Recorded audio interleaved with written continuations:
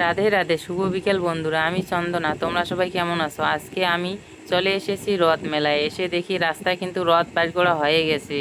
এই যে এখানে কিন্তু দাদা ভাইরা আছে, যে তারা কিন্তু রথে রশি লাগাচ্ছে।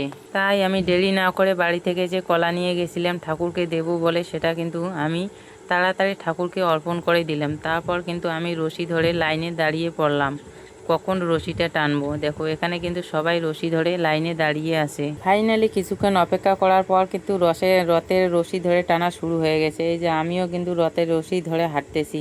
এটা কিন্তু আমার জীবনে প্রথম বা ফার্স্ট আমি রথের রশি ধরে টানতেছি। আমাকে তো ভালো লাগছে, আপনাদেরকে কেমন লাগছে? রাস্তার সাইডে যে ফুলের গাছগুলো লাগিয়েছে দেখো, খুব সুন্দর কিন্তু দেখাচ্ছে। ফুলের গাছগুলোতে কত সুন্দর ফুল ফুটেছে, দেখতে কিন্তু খুব সুন্দর লাগছে।